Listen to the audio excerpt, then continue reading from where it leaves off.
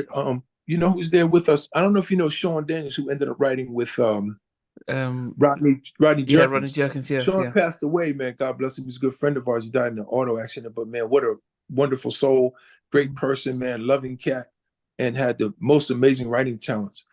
But he was there that day and hung in because me and Joe were kind of battling about the vocal a little bit because when there's this part where he goes up on the second chorus, he does he does this real rough part, and I was trying to get him to get that take. He had some good ones, but he didn't have that one, and he was getting tired of singing because it's real high. I'm talking about the da da da da da da da da the second time. Mm-hmm. The second time, I got to meet the great Rod Temperton with Quincy Jones at the Hollywood Bowl, and I said I co-wrote that song. He said, "You co-wrote all the things your man will do?" I said, "Yeah." He said, "I went in. I don't drive. I took a cab to the store, He doesn't drive. bought the CD. It was a CD, and he said I went and played it for Quincy Jones." I said, "Get out of here."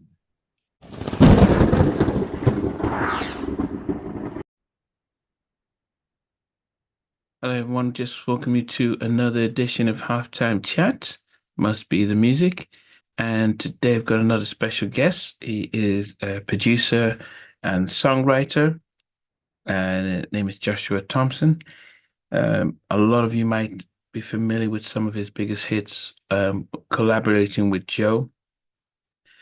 All the Things Your Man Won't Do For You, Good Girls, Faded Pictures, that's with Joe and Case.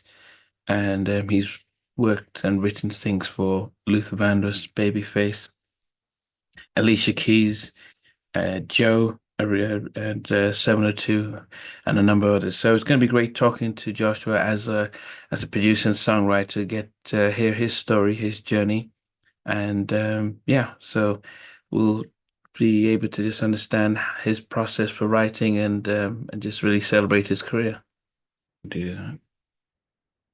You go. Yes, How I you can. doing, sir? I'm doing well, Sorry thank I'm you. late, man. I thought you were going to hit me. I'm sorry. I forgot podcast, man. Knucklehead. What do you want to do? How's it going over there? Yeah, it's going well. It's going well. Yeah. I mean, are you holding your phone? Is it gonna, or do you have a stand for your phone, or you just hold on to it? No, I'm not that rich. We just roll ghetto style. Okay. We just hold Okay. it. Why? Okay. Can you see me okay? Yeah. Yeah. I mean, normally they put it to the side, but I guess that's why I thought you had like a thing you're Oh, you holding want on. it sideways? Like this? Yeah. So we get a bit. We get get more You of want you. a broader image? Yeah, that's what's up. Yeah. Okay, I think I have enough charge for now. I'm gonna take my phone off the charger. Sorry.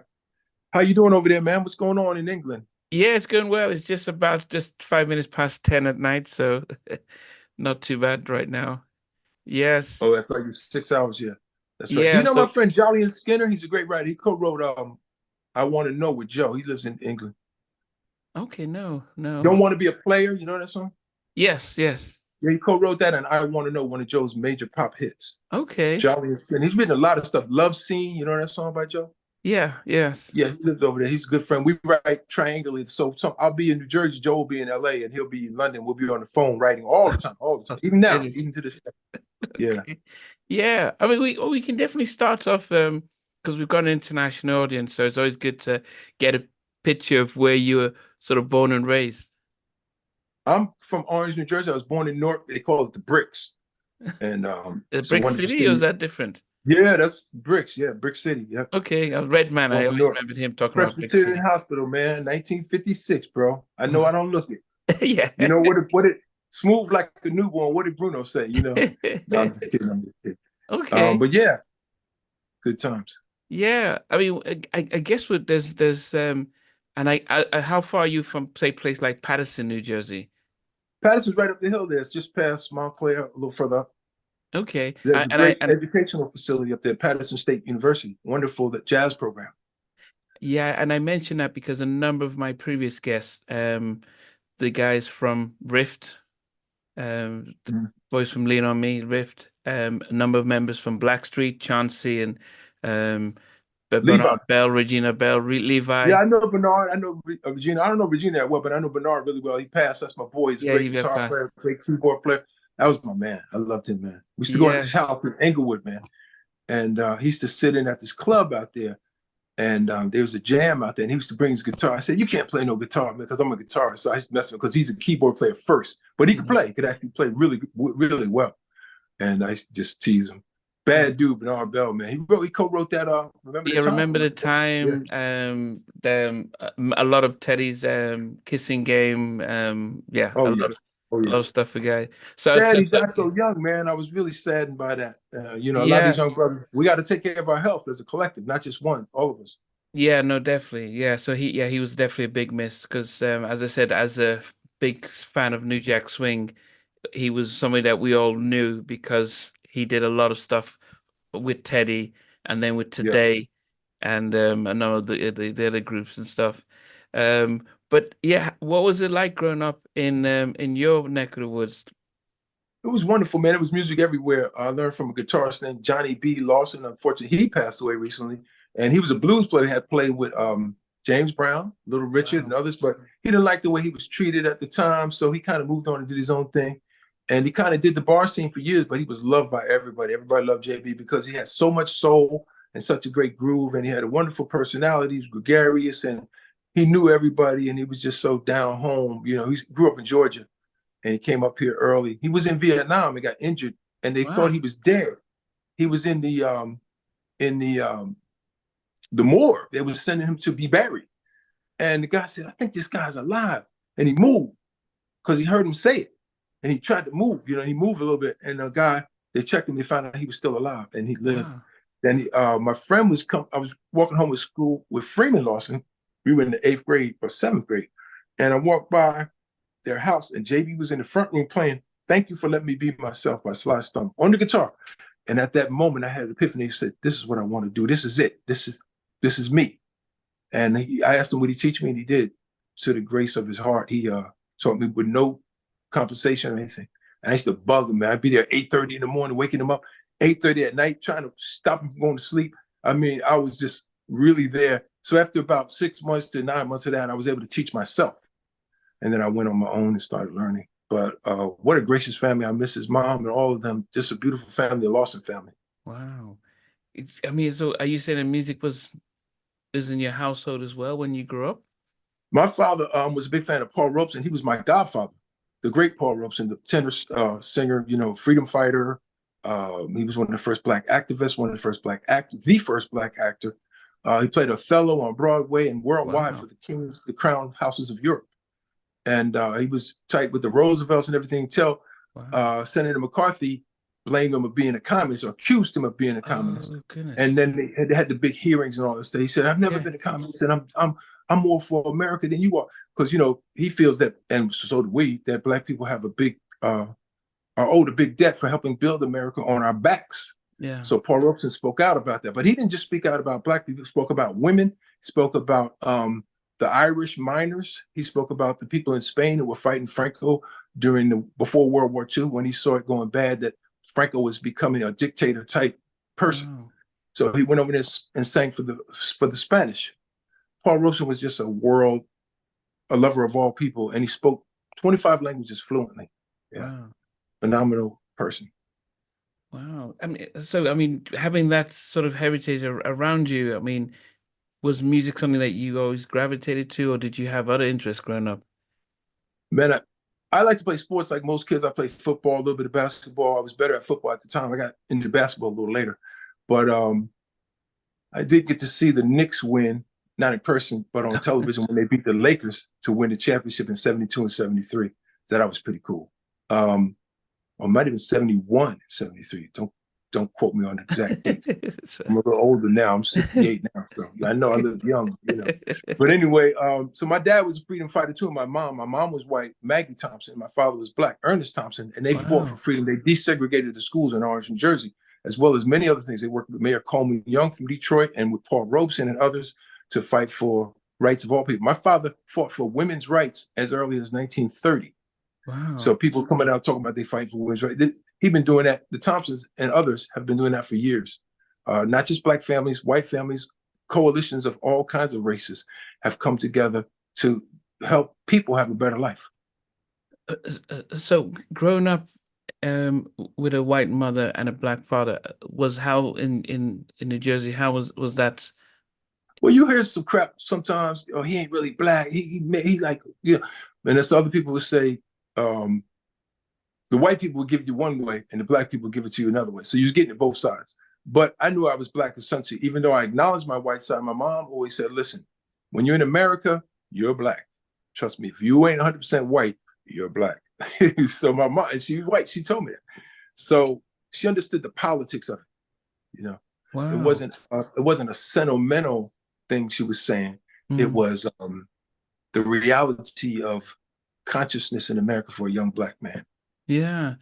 And but how much of that growing up in during that generation, how did that influence your outlook in life when it comes to being a musician and a songwriter later on in Well, the life? guy that influenced me to become a writer, remember I said came into JB's house and he was playing Thank You for Letting Me Be Myself by Sly Stone. Well, one of Sly's main songs was Stand. Stand, in the end, you'll still be you, one who's done all the things you set out to do. Stand, there's a midget standing tall and a giant beside him about to fall. So he talked about a lot of the things that we needed to fight for. And some of that is going out of the youth today. They don't really have that political aspirations of freedom, and the consciousness is not quite as high. There's some, you know what I mean? But not as much, you know. What's my man? Kendrick Lamar is somewhat politically awake, and he's done some good things as far as that. More people need to just wake up and vote and use the power you have and enfranchise yourselves and buy property and all these other things that we need to do as a group and help each other. You know? Yeah. And we don't have to just help black people. You know, we can help poor whites. We can help poor Hispanics. We can help anybody who needs help. Yeah. You know? Yeah. I mean, I guess there's always fascinating about how much, because I think we see during the 60s how during the civil rights movement, there was a lot of music, say Sam Cooke and others, that they were influenced by what was going on in their Change music. is going to come. Yes, things like that. Yeah. When did you start to gravitate to actually writing? I started writing maybe around 12 years old, but I used to sing Leadbelly songs. See, my father knew Huddy Ledbetter. Huddy Ledbetter was known as Leadbelly. He was a great blues guitarist. And a few times when my father was forming some of the early black labor unions, they would hire Leadbelly to sing at the dance. The only problem was Leadbelly would be locked up somewhere for drinking and fighting. So my father would go bail him out. He would bail Leadbelly out of jail. And so I was listening to his music since I was a little kid, me and my sister Mindy, who is also she's a psychiatrist. And she's worked at Columbia and all those other places in New York. She's really good. But so we came up listening to that music. So blues was already intrinsically a part of our fabric, even though we didn't know it. So when I heard Jimi Hendrix at 13 or whatever I was, this just took me further into the blues. He was doing a psychedelic form of the blues, which was really spacey and really hip and cool, super futuristic. But the root was still blues. Hendrix could play pure blues, Delta blues, Mississippi Delta blues, John Hurt, Mississippi John Hurt, Howlin' Wolf, all that stuff. He understood all that. Were you initially looking to just be a musician, be a songwriter, be a singer, or when at I wanted 13, to play 14? guitar, and I started backing up this group called the Intellectuals in high school, and that led to wanting to songwrite because I learned the harmony from hearing them sing. Who had to sing the first tenor note, the second tenor, and the alto, the bass note if they had it, and so I learned about harmony, and I learned about songwriting because all the songs had a form, and how you had to back up. There was a natural flow to backing up singers. You know, when you would turn down your music, have dynamics, and when you would bring it up, and how to rehearse the band, how to rehearse the singers. And it just became part of our life. So we were 12, 13, we were doing that, you know. I ended up working with the Temptations many years later. And I told the last living member of the Temptations, I said, listen. Otis. I said, Otis, this is the first record I ever played live was Ball of Confusion. I played it at a CYO dance in Orange, New Jersey. And we were in the battle of the bands. And we did great. We didn't win the battle, but we were one of the top groups. And it was just fantastic to know that his music was such a part of my upcoming. So when we did that album, Ear Candy for the Temptation, Irresistible, my bad. They won a Grammy for Best Album, Male or Duo, Group or Duo, Traditional R&B. Wow. Vocal. Yeah. I mean, I guess before we continue the timeline, but what was that like to actually work with? I mean, I know the other members had changed since, but especially Otis being there, working with I asked him about Eddie Kendricks. I asked him about who was Paul the brother. Williams. Who's the brother that got big on his head? He became a star on his own. He used to sing. Ruffin, David Ruffin. Asked about David David Ruffin, Ruffin. yeah. Asked about Melvin, and Paul he had Williams. little stories about all of them. Yeah, it was fantastic, man. It's like you in a candy store. You know what I mean? Ron is their current tenor singer now, and he's been with them 20, 25, maybe 30 years now with the Temptations. Now he's a great singer too, so I got to work with him. And they had this fantastic bass singer, had one of the lowest basses I ever heard. He was incredible. So it was an experience. Me and my man Quincy Patrick got to produce that out in Los Angeles. And it was quite an honor to be around those guys and to learn from them and to be a part of their historic recording. Does it make a difference that, apart from Otis at the time when you worked with them, that the editor changed and they just had the name, but it was not the full group? Or did that make a difference when you were working with them for you? It didn't for me, because I had the cat that founded the group. Otis started the group, as did my friend Cool from Cool and the Gang. Of course, Cool and Khalees formed it together. They were brothers. Yeah. So they were the earliest members in Jersey City when they were forming their group, Cool and the Gang. Yeah. But Cool was nice enough to mentor us when we were like 20 years old, something like that. We would go to this place called the House of Music in West Orange. And they were working with Deodato. They called him the East Coast Quincy Jones. He was a fantastic pop and R&B producer. He had mastered Brazilian music and classical music and all this stuff, but he brought his pop sensibilities with all his musical backgrounds to their records, which made them very exceptional records, immaculately recorded at the highest quality level and super well written and really accessible to everybody. If you listen to Ladies Night, Celebrate, Too Hot, all these songs were super accessible and just super hip and simplistically written, but on a deep level, they had a lot of subliminally cool messages, you know what I mean? And then, of course, when they united with JT, who became the voice of Cool and the Gang, they had that magic formula. Deodato's production, the group's songwriting, and JT's vocal. That was it. It was off the chain.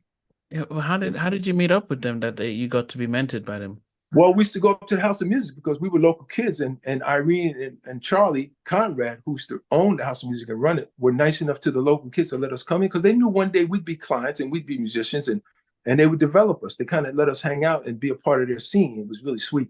They were really wonderful people. Charlie passed away. I believe Irene is still around and doing well.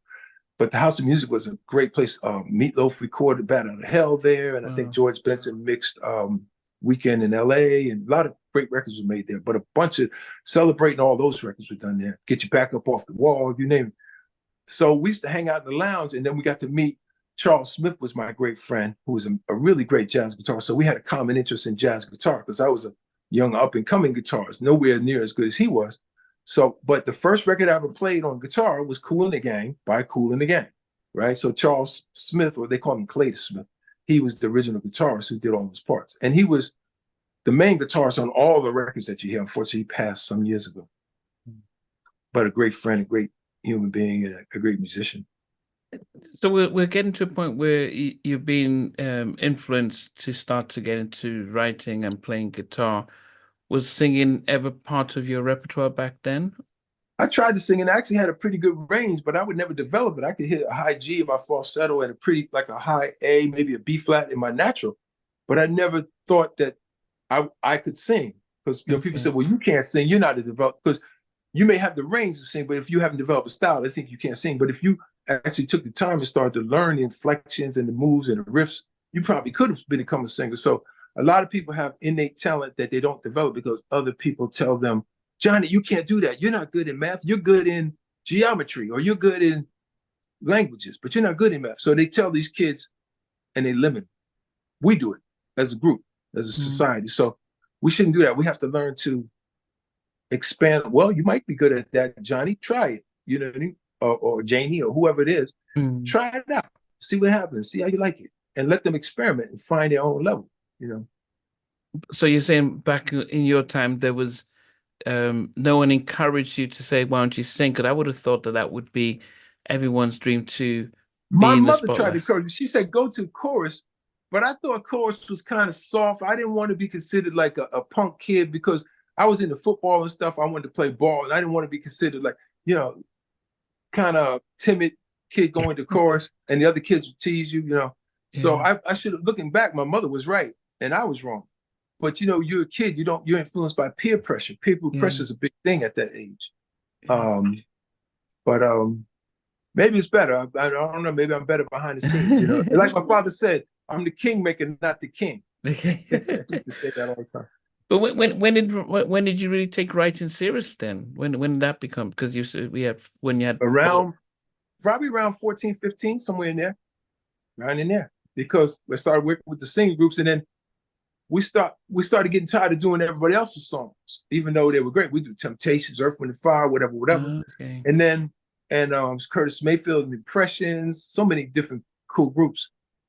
Kool and the Gang, Sly, of course.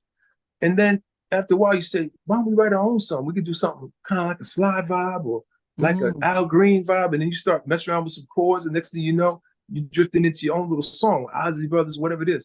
And you're trying to create your own mood. And if you're lucky, you might find your own little style in that. You know what I mean? A lot of times you have your own style, but you don't know it. You say, I'm looking for a style, but you have a style. But you don't know what it is yet because you haven't identified it. Same on a guitar. You do certain tendencies you do in certain ways you play a chord or a vibrato. That's your style. But you haven't expanded because you're young. You know what I mean? So the more music you learn, you start to see where your style can vary and how it becomes more combined with other styles. And then you have a more mature style because it has multiple influences. So at the time then, are you learning to write the lyrics first, or are you writing to melody? We're writing in melody and lyric simultaneously. As I'm sitting playing the guitar, I'll just start humming some stuff, you know. Okay. And even to this day, that's what Joe and I do. We'll start humming, just singing, and maybe if we words, try to make the words spontaneous, because even if the words ain't right, it ain't wrong. It's just not perfect yet. Yeah. And we mold it as we keep. That's kind of all right. What do you want to there? Oh yeah, but what if you did this? Joe will say, or some other writer, co-writer, and I'll say, oh okay, let's try that. And then they'll say, well, can you take it here? And I'll say, nah, I don't like that. And they say, what about here? I say, yeah, I like that. And then you keep on going from there. You build. Everybody gives their own little 2 cents. In other words, you know what I mean? That's the collaborative part. Give, take, give and take. Sometimes when none of us are happy, but the best songs, we're all happy. Yeah, yeah. I guess it's interesting. I will come to your collaboration later on. I guess when you're learning with the guitar, was it coming natural, or was it stuff you had to work on and develop, being able to write? Well, both. It was natural, but there were secrets to songwriting that you didn't know. You had to find these levels. There's levels and different little passage and chord progressions and melody twists and resolutions and these things that you don't know about. As you learn, you listen to Stevie Wonder, you listen to the greats, the Michael Jackson records, the great Quincy Jones records, Off the Wall. You start to learn, wow, Earth, Wind and Fire, all in all. I mean, they set a level on that record that hasn't been reached yet. And you start to really see great writers like David Foster, Carol Bayer Sager, Rod Temperton, Stevie Wonder. Joe and I got to co-write a song with Stevie Wonder recently, and it's one of the greatest achievements of my life. He hasn't put it out yet because he's hoping to do something really special with it. But I'm hoping that song comes out because it's really beautiful. Shout out to you, Stevie Wonder, wherever you are, man. Hey, even a player can fall in love. It's called When a Player Falls in Love. Okay. So, yeah. Thank you for allowing us to participate. What was that like, being in a room with Stevie and writing a song? I wasn't in the room with Stevie. Stevie kept seeing Joe at these concerts, and they would go to the VIP lounge and hang out, him and Joe and Prince sometimes. And then Stevie would sing him this song. Listen, I got this song called I Don't Want to Be a it's not, he got the idea for player no more, but he said, When a Player Falls in Love. He said, what happens when a player falls in love? So Stevie wrote a hook, but he would sing it to Joe, but he would never send him the tape. So one year he finally sent him the tape, but he never wrote no verses. So he said, you guys could write the verses. So me and Joe and Jollian wrote the song, and we tried to write it in the style of Stevie as best we could, considering we ain't Stevie. But there's only one. Yeah. And he liked what we wrote. I think he changed one word, you know? So that was pretty amazing to get his approval of the lyrics and everything. And we were happy.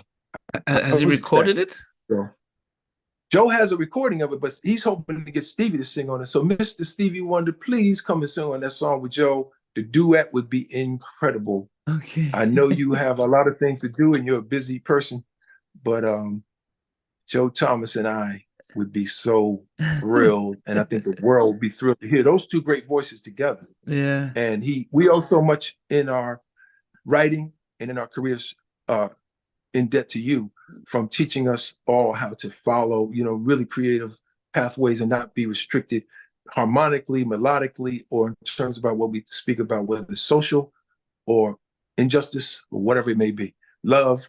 And Stevie Wonder has set the bar. It's so far out there, I don't think anybody will ever reach it, in my opinion. There's other great writers, but Stevie is something personally super close to my heart. Yeah.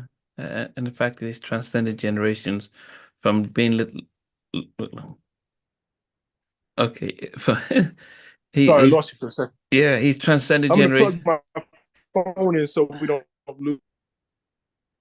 Yeah, and the fact that Stevie has transcended generations from being little Stevie to, the icon that he is now, it just shows how much he's been consistent and over the years. But so we're going back to, you being a teenager and now being able to start writing using your guitar. Was there ever a sense that actually I could make a career out of this, or was this just stuff that you're just passing the time for? No, I just got better and better, and I thought I had a voice. So, like, there were probably people in my high school way more talented than me, but they didn't stay on. My friend Gene Lennon, who was my mentor, taught me production, great friend to this day.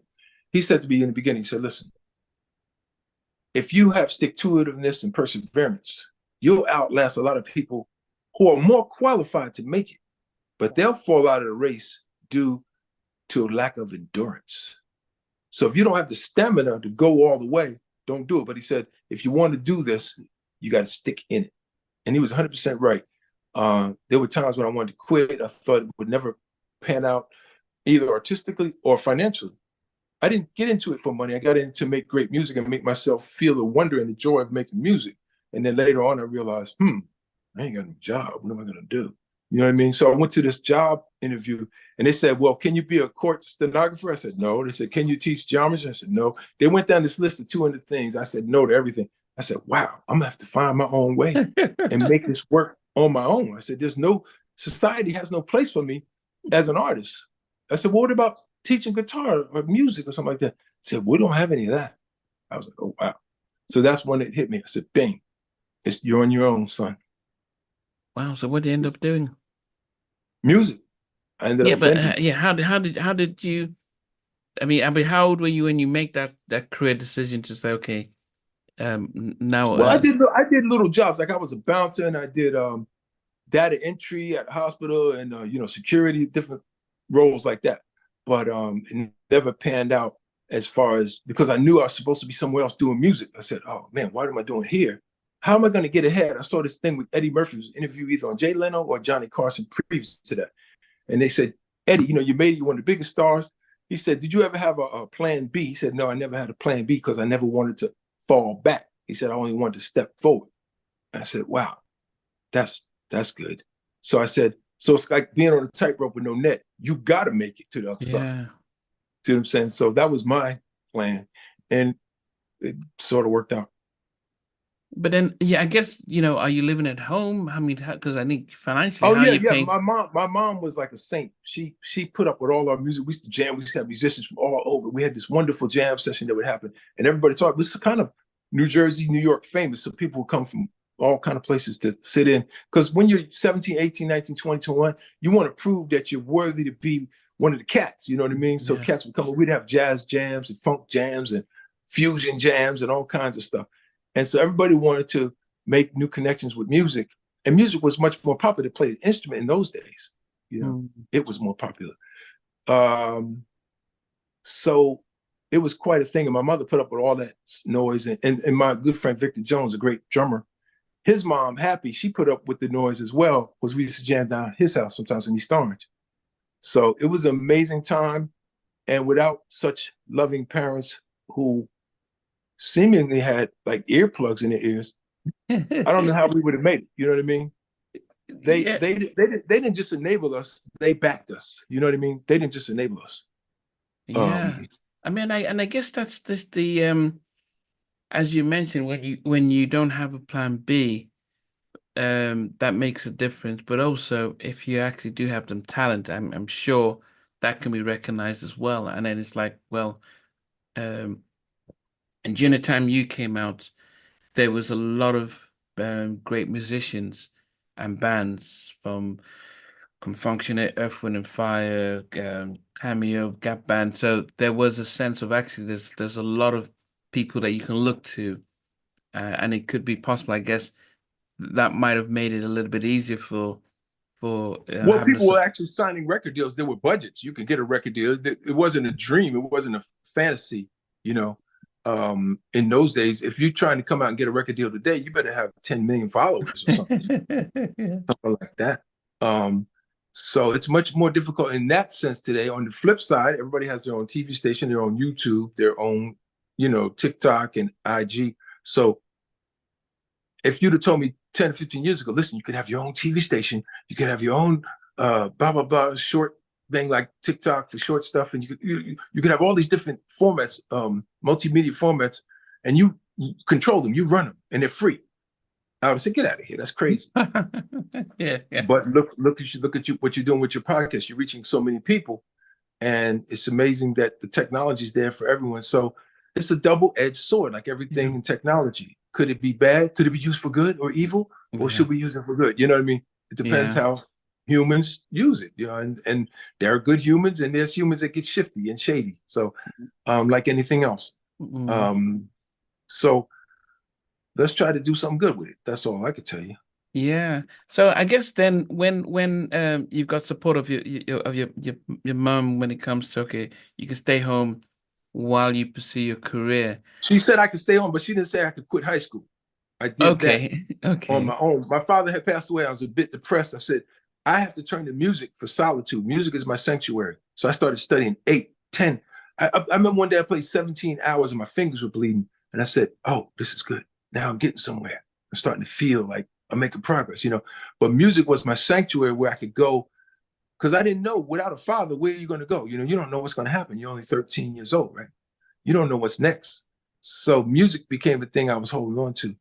And my mom allowed that. So she saw something with her vision that was beyond me. But she didn't want me to quit high school. Eventually, I went back, got my high school equivalency at Essex County, where I studied with the great Professor Aaron Bell, who had just was about to receive his doctorate in music from Columbia University. And he had been a long-term member of the Duke Ellington Orchestra, also worked with Art Tatum, considered the greatest jazz pianist in history. And he had worked with Coltrane as well with Duke. So that was an education. Then from him, after a year of college credit, I got my high school diploma and a year of college credit. I transferred to Rutgers, where I studied with the great jazz professors, Frank Foster, Kenny Barron, Larry Ridley, Ted Dunbar, a bunch of great other professors who taught us numerous things. It was just an amazing time. But it all seemed to me like these guys are doing fantastic, and they're some of the greatest musicians in the world. But sometimes I see the guys out on the break between the classes smoking and looking a little nervous. I said, maybe they're struggling because this doesn't pay that well. So I said, I want to do what Maurice White and Earth, Wind and Fire are doing. I want to be a writer, at least like a David Foster. If I can't be an artist, I want to at least, write stuff for other artists and make a living like that. So I set out to do that and teamed up with Gene Lennon, and we started writing for artists like Surface, my friend Surface, Only You Can Make Me Happy. We didn't write that one. I wish we did write that one. But to my friend David Pitt Conley's credit, they call him Prince David now. He started the group Surface. He opened doors for me to get in to a lot of these labels and create relationships. So one day, his son, unfortunately, he lost his son, Miles, who, was a very sad situation. But Miles asked me, he said, how did you get all these plaques? I said, I got all these plaques because your father. Because he was a little disturbed young man, and he went through very difficult times. And, our heart goes out to the Conley family for, his loss.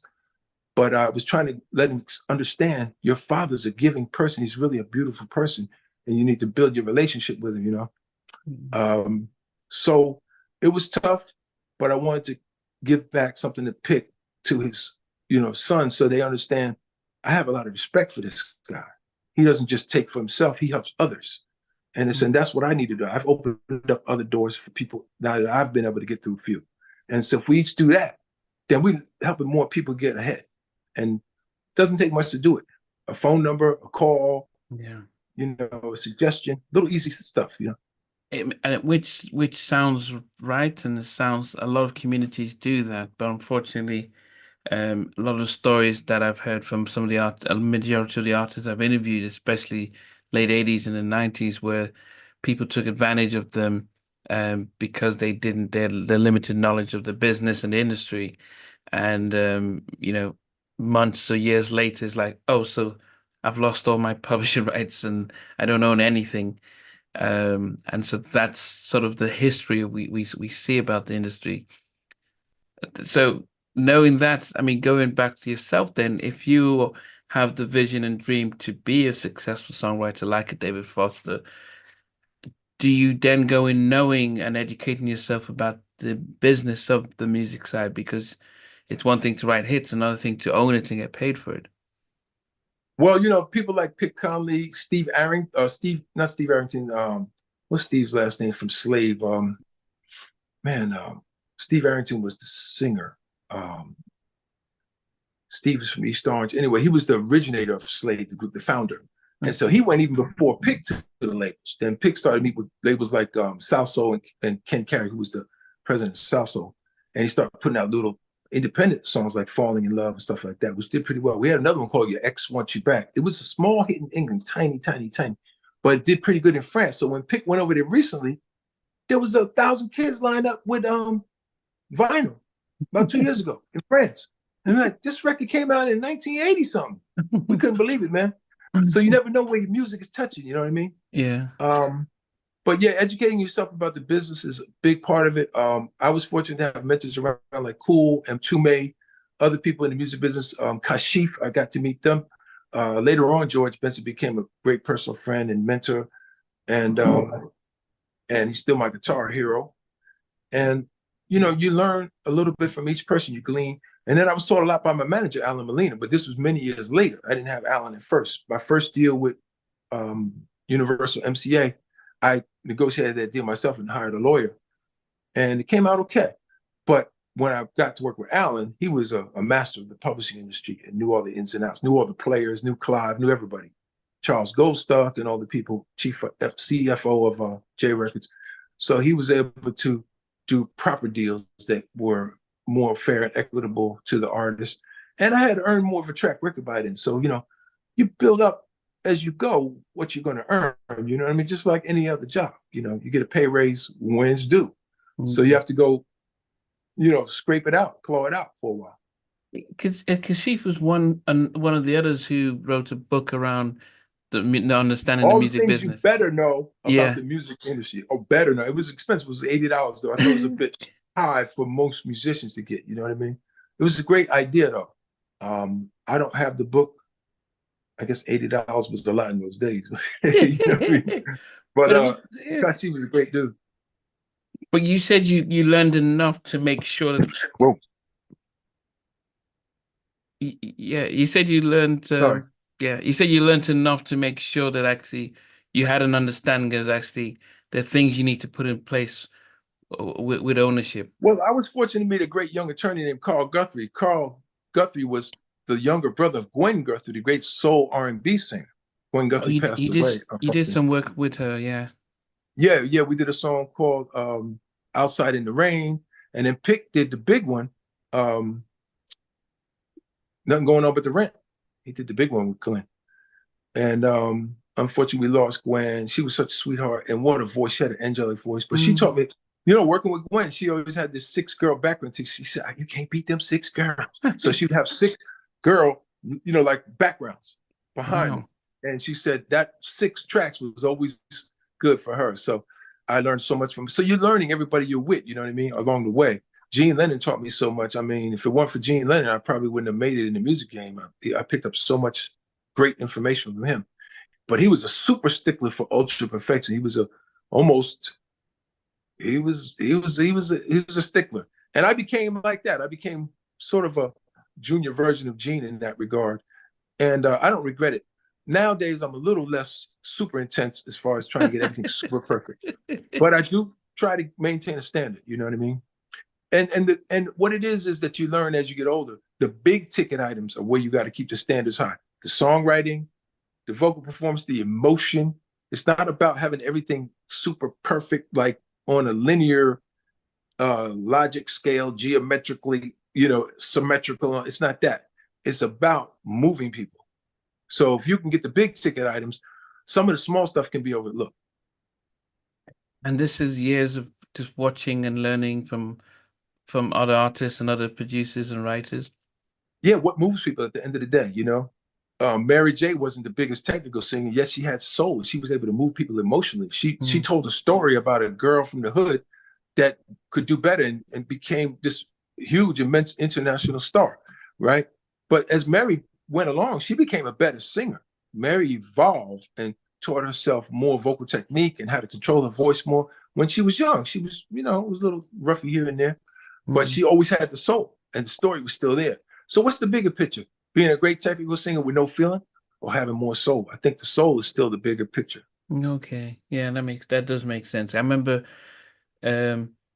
used to watch the early days of American Idol and you could hear some great singers and Randy would say that you're too many riffs and I'm not feeling it and I couldn't understand like, oh, that sounds great. But I guess that's the sense of actually you're not communicating through the song, you're just singing it and yeah, somebody who's trained can listen and see that compared to the rest of us who might just be amazed that they can sing better But than we we all can. feel emotion though. If somebody hits, like you listen to Al Green sing, you ain't gonna miss that. Yeah. Patti LaBelle, you're not gonna miss that. There's some emotion there that can't be denied. And even some younger singers who don't have as much facility or maybe range or power, they can still move you if they have a certain, emotional switch they can turn on. Yeah. And so Yeah. it varies. Yeah. I guess it might seem straightforward because you went and jumped from being at home and then now you're getting publishing deals. But what was the first breakthrough from when you were at home and getting your The first. song I mentioned to you that I did with Surface with Pitt, Your Ex Wants You Back, that But was the how one that did you came get out. it? How did you connect with them? How Well, did you? Pick had got a small deal with Salso. He was one of the pioneers in our neighborhood who was going over to the labels, talking to them, and he was going and doing demos. And he had a little 4-track. At first, he was doing stuff on the 4-track. So we wrote this song called Your Ex Wants You Back, and he had this girl, Karen, who sang in the group. But Karen passed away. We loved her too. She was a great young singer and a great person from our community. Anyway, she sang some of the early Surface hits like Falling in Love. I don't know if you're familiar with that in England, but I think they do know it. Anyway, so Your Ex Wants You Back came out and did small numbers over in Italy, maybe a little tiny bit in England, and a little bit bigger in France. And then Pick built up more. And then he dropped Falling in Love with a male singer. And that came out on Columbia. They were able to get a deal on Columbia. And that blew up. That was international. Then Surface became an international pop group. And then he opened more doors. And then as he opened doors, he would let me come in. I said, Pick, is anybody over there I can meet with or something? He said, yeah, man, let me hook you up, bro. Yeah. So I owe a lot to my brother Pick, Prince David. And thank you, sir, for being so gracious and Wow. showing love and bringing other people along with you. And he's always been that way, not just with me, with others. But I had the goods. I was prepared. So when I went in, I'm not bragging or anything like that. I'm just saying I really worked hard to try to be prepared. So if I got an opportunity, and then years later, I took a Greyhound out to meet Babyface in LA because I heard they would get ready to blow up. I said, these dudes are the next thing. They had that song out, We Began to Rock, with the whispers, steady. So I said, I got to meet these dudes. I took a Greyhound to LA and I met them at the Soul Train Awards after party, right? And so the next day I went to see Senior VP of MCA Universal, Louis Silas, who's a great brother in the A&R. Sadly passed away as well, yeah. Yeah, he passed away too. So Lou was on the phone with Babyface in LA. Man, we got blocked off for a second. With Babyface in LA, and I said, hey man, I met you guys last night at the Soul Train after party. I said, what are y'all in the studio? He said, yeah, we working on Karen White tonight at Silver Lake Studios. So I said, can I come through? He said, yeah. So I went through, and L.A. Reid wasn't there yet, but Babyface was there. We sat for a while, talking. He was a little shy, a little quiet, but I talked about R&B and tried to keep the conversation interesting. And I told him I was a writer, but I asked them, could I write with them? They said, well, we're not writing with any outside writers right now. We've had, problems over the copyrights where people claim they wrote more than they did, and they had to go back and haggle back and forth. So I said, well, no problem, I understand. So then about 15 years later, they called me. Joe and I and Quincy Patrick and another writer had written a song called Reason for Breathing, beautiful ballad. And Babyface wanted to cut it. But he didn't remember I was the same guy. So he called me at home. He said, what's up with that song? I said, you mean your song? He said, yeah, you want to cut that? He said, yeah, let's do it. He said, we'll fly you out to LA. Sony will pay for everything, blah, blah, blah. So me and Joe flew out there. But he didn't remember it was me. So we never told him the story that I had been out there with him and L.A. Reid at Silver Lake 15 years before that I took a Greyhound out there. Because I was so happy just to be there. I was just in the moment. I said, well, why go back and rehash that? But it was a funny story we got to tell. Did you eventually tell him? No, we never told him. That's what I'm saying. This is the first public announcement that this happened. Babyface, I love you, man. Y'all missed me that time. You and L.A. Reid missed me when I first came out there at Silver Lake. But I thank you guys for being so gracious and even allowing me to come out there. It was an honor. And then to get to work with you and Face on Reason for Breathing, man, what a record and what an accomplishment. Thank you so much. Yeah, goodness. I mean, I would have. And the reason I'm saying this, I don't know if you know Warren Campbell. Warren Campbell. I know who he is. I'm not sure we've met. We may have met once, but I know he's a great R&B producer. Yeah. But I was at his wedding, 20 plus years ago. But I didn't know who he was at the time, and I had somebody who knew the sister, and I was at the wedding. So when I interviewed him a couple of months ago, I said, I haven't seen you since your wedding. And and so yeah, I guess sometimes these stories are good for people to rehash and stuff. Was Dal Simmons in the studio when because No, it was Greg Gaines and the great bass player Nathan East. And they had Michael Thompson, the great studio guitar player who had went to Berklee College of Music. He's been on a billion records.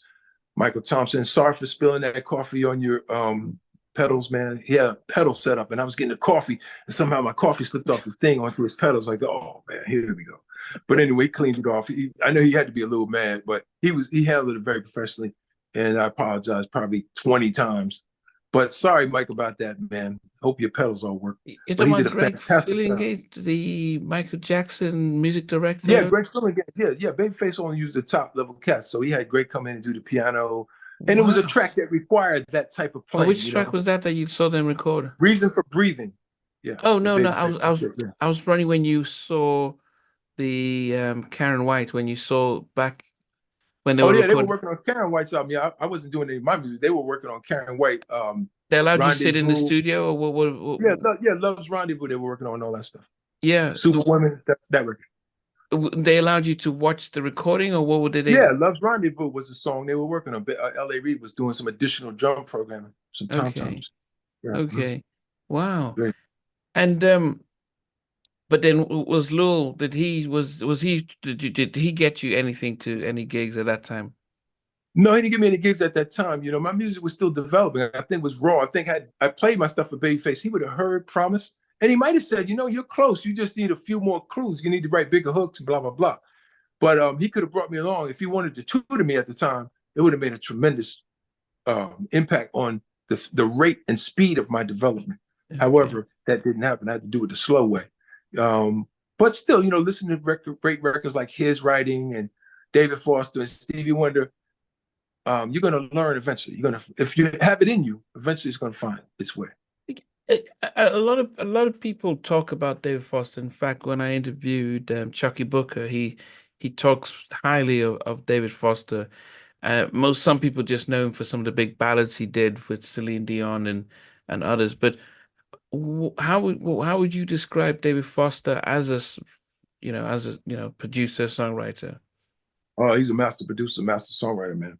Any genre, any niche you can do, from opera, with the blind gentleman from Italy. Yes, yes. He can do that type of stuff to Celine Dion, more classical stuff. He can do actual classical, and he's a great sight reader. He's a great arranger. He understands music in its fullest form, and he's just a true master of songwriting. I'm a super big fan. And did F45, I believe. Proud to you, Mr. Foster. Yeah, he wrote Wildflower all the way back. I go all the way back to when he first started writing. I don't know if that's his first hit, but I believe it was one of his first hits, Wildflower. Oh my goodness. And After the Love Is Gone, you know, all the great ones. It just, yeah, let's not get too deep into that because we'll be here for a minute. We'll be here for a minute going over here. Yeah. So I mean, so you're getting in the door with Surface. You don't write happy, but at least you know you that does help bring attention to the other tracks on the album.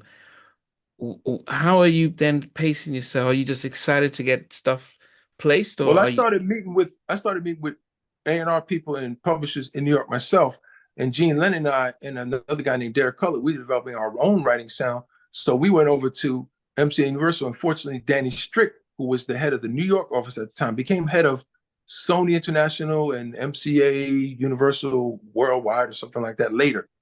But Danny was the head of, and maybe he ran Chrysalis too as well, I'm not sure. But Danny was a young publisher in the East Coast division, and Carol Ware was the day person. And so Danny signed me and Gene Lennon, and we started writing. We got some covers. We got a cover through Pick on Aretha Franklin. What You See Is What You Sweat, and it got a Grammy nomination and all that. Well, she always gets Grammy nomination. So, but it was an honor and a pleasure.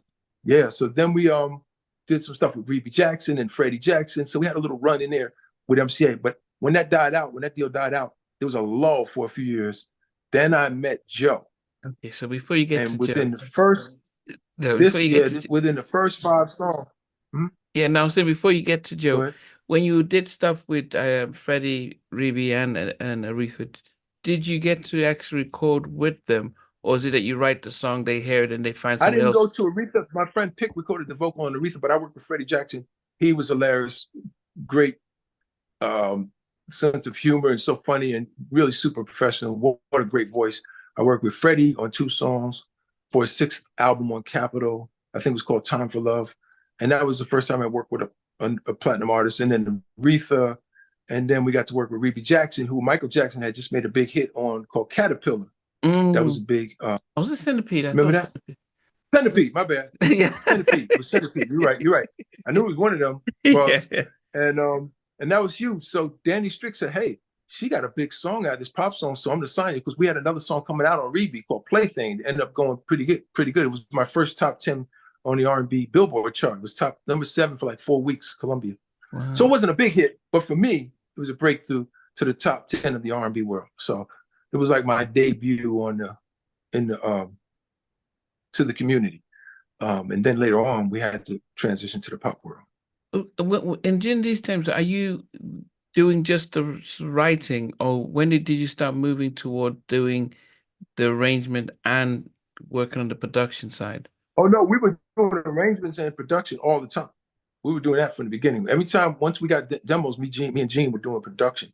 We would always produce the records. And Pick was nice enough in his friendship and his sense of what was right to let us get co-production on Aretha Franklin, because we did the whole track. And so he used a lot of that. He had strings added, and but the majority of the production was how we did it, and he used it like that. So he was really gracious in giving us that co-production credit, because without the credit, you can't build up. You can't go because nobody knows you as a producer. Yeah, so you got to get a credit somewhere. So he gave us our first credit. So that's always going to be an important milestone to get you started, and then you can build up from there. Were there any regrets that you never got to work with Aretha personally? I would like to work with a person, but I'm just so happy to have a song on there. By the way, I got to play guitar on the second song written by Burt Bacharach and Sager, called Someone Else's Eyes. Burt Bacharach, classic, beautiful. And when Aretha passed, me and my family, me and my wife, and we listened to the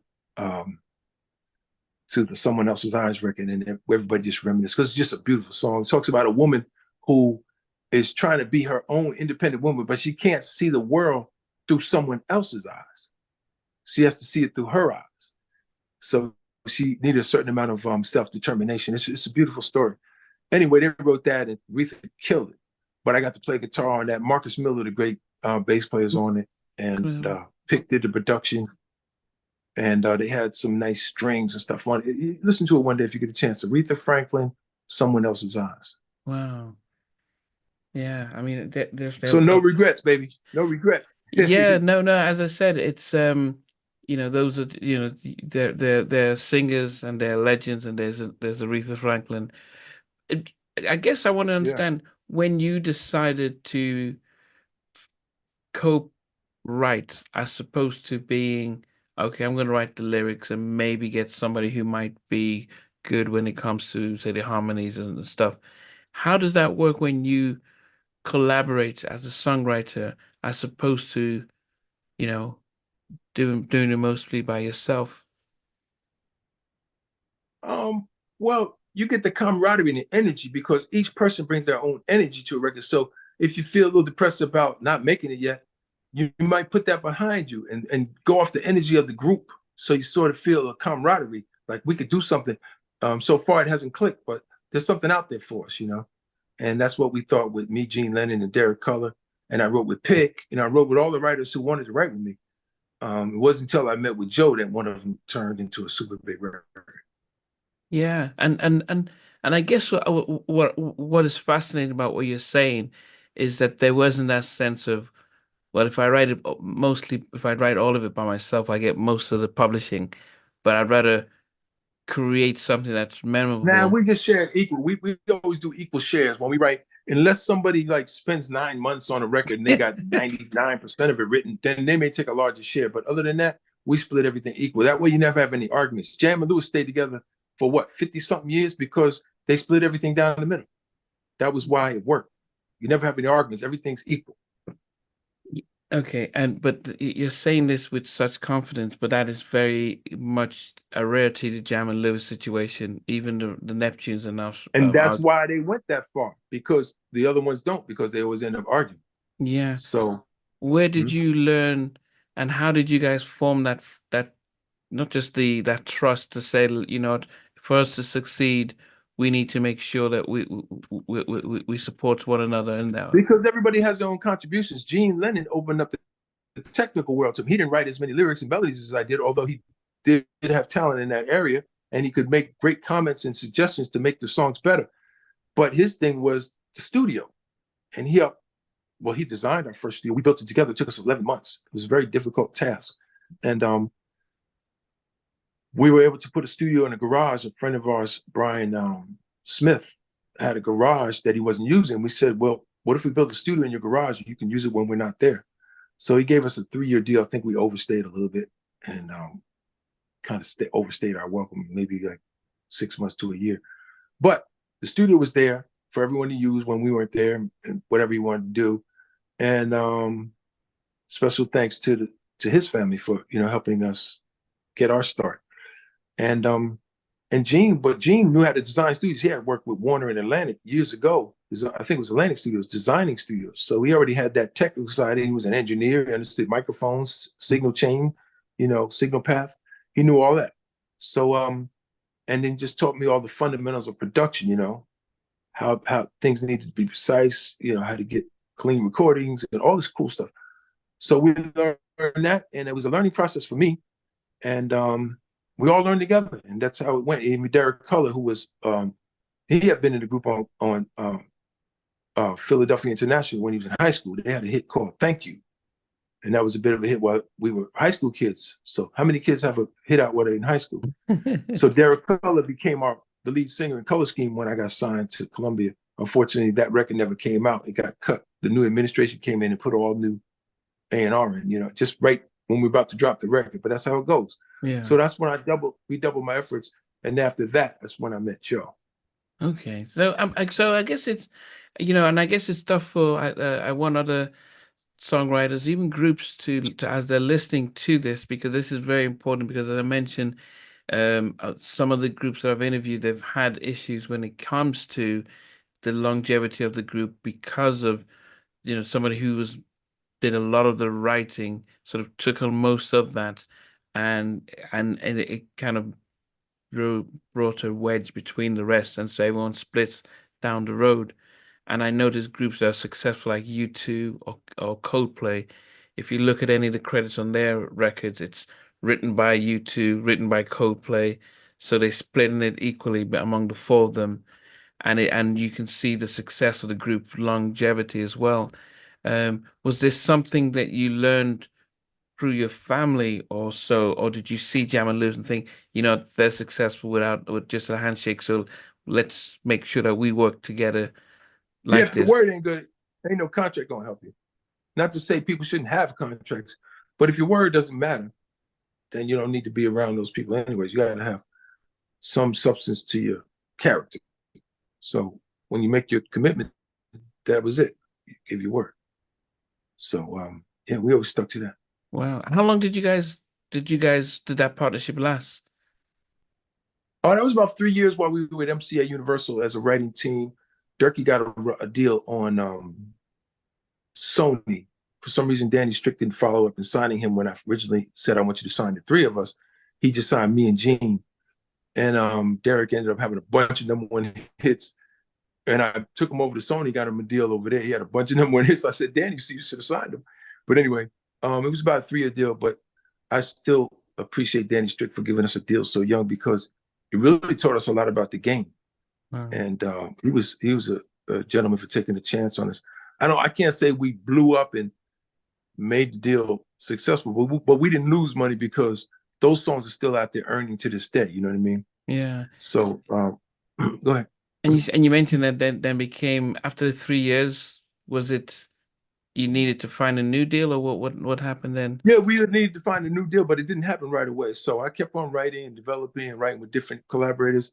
And then after a few years, a friend of mine told me about Joe Wayne, and he said, "I want my cousin Joe to meet you." I said, "Really?"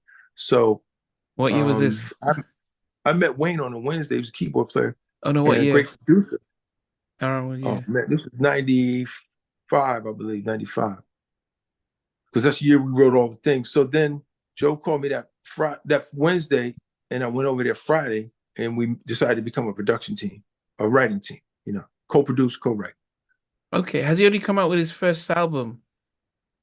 He had already put that out. I'm in love on Yeah, Polygram. Yeah, and Mercury. so okay on Mercury. So he had already put out the first album, and then he was thinking about a follow-up album.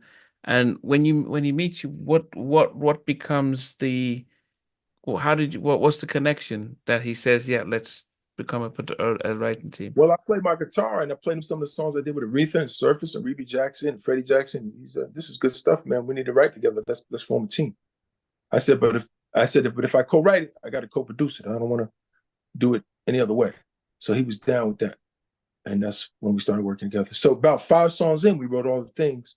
And his manager was fortunate enough to place it in a movie called Don't Be a Menace to Society Not While Drinking drinking Juice gin. in the Hood. Yeah. And Hiram Hicks was the executive producer and decided that this was the best song. We cut a video on that so that he could sell the soundtrack album, and it worked. And not only that, it became the biggest song on Black radio probably for a 2-year period. It was huge. It was just huge. Most airplay. I think we got the most airplay. #1 Black Billboard, and #3 Pop Billboard of all airplay for the entire year. So it was a pretty big deal. This is in the U.S. I don't know about the other country. Yeah, and I went to college in the US, so I was in the US from 92 to 2003. So yeah, when Hey, I if you get came, in your car today, you'll hear it on BLS today. You go in your car now, turn on BLS. You'll hear it. I Great. think who's responsible for the line, "I'm gonna make your mother sing." Oh, I won't stop until your mama screams. Yeah, yeah. I came up with that. Yeah, it was silly. I figured let's put some comedic relief in there. Yeah, I mean, it was funny. Some people said you guys should have left that out, man. That was such a nice record until you put that in there. Yeah. how did you just come? Is it that you just needed something to rhyme with it, or Uh-huh. is it when you're We, writing that line? Is it that you you just want a need? little edge. You got to have a little edge in your records. You know what I mean? From I light 1,000 candles all around. Show me to the subway, I'll go down. So when that line came on, my mom was hearing the record for the first time. I said, so when that line was getting ready to sing, I said, so mom, what do you think of the record? I'm trying to cover up so she don't hear that line. It was funny, but it was a good line. I mean, no one's going to deny it. Probably, it's an amazing track, and it's the film was great, and we don't celebrate soundtracks as much as we did in the 90s. But when you guys were writing it, did you know that wow, this we've got something here? Yeah, we had a good feeling. Yeah, we said if this comes out and they get behind it, this could be huge. And it was a wonderful situation because when it came out, Joe and I we were working in the studio. We were getting ready to go get a sandwich or something to eat, and he was in the Range Rover. I forget what kind of truck he had. And I said, Joe, the song, because he went to go into the bathroom, but while he was in, the song came on. And be honest, I was, oh shit, this is on. So, pardon my language. So he came out. I said, Joe, the song is on, man. He said, oh wow, snap. So we started listening to it, driving with the Range Rover. We was bugging out, right? So guess what? Radio and Report. It's a magazine that comes out every week in the U.S. in the music industry, or used to, and it tells you what the songs are that are likely to blow up. Man, they said they got 500 phone calls in LA, 490 phone calls. Anyway, so yeah, so the first week we got amazing reports from all the cities in the country, and we kind of knew it was going to be a hit. Kind of knew. We didn't know it was going to be that big of a hit as it became. You know, dominant airplay for the whole year, but we knew that it was going to do something. Wow. So yeah, you can think it, but you never know until it actually happens because the people have to prove it to you. You know what I mean? And all the mechanisms have to work in between. You know, they have promotion, marketing, and all the radio people, the program directors. There's a lot in between you and I and the record and making that record into an actual hit. There's teams. Mm. But then also the fact that you put it was on the soundtrack, and back in those days, the movie studios actually had to put some money behind the promotion of the soundtrack because it had a direct influence on the promotion of the movie as well. So, and a good song like that, just if it's as good as that was, definitely was going to make a massive dent. What because then that looked like a departure from how you wrote and produced in the past. What changed working with Joe when it came, especially all the I things? always say Joe and I were the meeting of two uniquely qualified, driven talents that were heading on a meteoric collision. That's what I always say. I'm sure I over dramatize stuff. I'm a writer. So anyway, but he was prepared because Joe had spent so many years in the church, and in the South, if you sing at churches, they could be competitive. And Joe was a very picky, kind of precise, and has high standards, very high standards for music, how he sings, his diction, everything that he does, his clothes, how he presents himself. He has very high standards. So same with in the studio. So I was fortunate to come up around people like Aaron Bell and jazz professors. So my standards weren't actually too, laggy. And I mentioned Gene Lennon, who was an ultra perfectionist. So when we got together, he filled in my weak points and I filled in his weak points. We made each other stronger. So that's what a team's supposed to do. Yeah, because your name is listed alongside a lot of his big records, or even all records that he's known to have produced, like with Changing Faces, or even with the other woman. Um, uh, yeah, so I guess I was just wondering because that was such a beautiful song with yourself and Joe, but it looks as if it was a change from your previous writing and production partners. What was it about that initial connection with Joe? Because there's a generation gap between. Elevation, man. We were trying to elevate his level and my level. And with the two of us making each other better, we were able to elevate a lot of the singular elements that make a song what it is: the lyric, the rhythm, the track, the bass line, the melody, the changes, the evolution, the modulations, all the things that make the song hot. And in rare cases with a song, if the lyrics work and just get better, they just sort of came to us. Tell me what kind of man would treat his woman so cold, treat you like you're nothing, but you're worth more than gold. And then it just started flowing, and everything flowed to the next line. And it was like, wow, this is magic. What's going on? So we just kept writing, and we were fortunate. And then we were told that he had an opportunity to get the song into the movie soundtrack. So we recorded over at Jive had a studio in New York called Battery. And while we were recording, the owner of Jive, the president, Clive Calder, came into the studio, heard the song. He said, man, that's a really good song. So he probably already had in his mind he wanted to sign Joe, which he ended up doing. But Earl Cohen did a great mix on the record. You know who's there with us? I don't know if you know Sean Daniels, who ended up writing with Rodney Yeah, Rodney Jerkins. Jerkins. Yeah, Sean yeah. passed away, man. God bless him. He's a good friend of ours. He died in an auto accident, but man, what a wonderful soul, great person, man, loving cat, and had the most amazing writing talents. But he was there that day and hung in, because me and Joe were kind of battling about the vocal a little bit, because when there's this part where he goes up on the second chorus, he does he does this real rough part. And I was trying to get him to get that take. He had some good ones, but he didn't have that one. And he was getting tired of singing because it's real high. I'm talking about the da da da da da da da da. The second time. Mm-hmm. The second time, I got to meet the great Rod Temperton with Quincy Jones at the Hollywood Bowl, and I said I co-wrote that song. He said, "You co-wrote all the things your man will do?" I said, "Yeah." He said, "I went in. I don't drive. I took a cab to the store. He doesn't drive. Bought the CD. It was a CD, and he said I went and played it for Quincy Jones." I said, "Get out of here." And this is Rod Temperton. He said, and then he started telling me about the pre-chorus section, the ba da da ba ba da da ba ba, and he called it the rap because that's an old school term. I was like, "Yeah, it is a killer." He said, "Killer rap, man." And so I was like, "Wow, Rod Temperton knows my song." So it knocked me out. Of course, next to Stevie Wonder, he's one of my ultimate, right? Thriller, Off the Wall, Baby Be Mine, Rock With You, you The name it. Lady in My Life, my all-time Lady in favorite My Life, song. on and on and on and on and on. Mm. So it was a thriller for me. I'll put it like that. Go ahead. Sorry. Go ahead. No, sorry. Go ahead. I was cut you off. So sometimes things come together like a chemistry. And why? How do we know why? We don't know. We're blessed in certain, it's the chemistry. Joe and I had a chemistry that day, and I don't know if we've ever matched that record, but we've written some pretty good other records that are really compelling as well in different ways. Good Girls. So Good Girls is another one, yeah. So and Joe co-wrote on Reason for Breathing, the Babyface song too.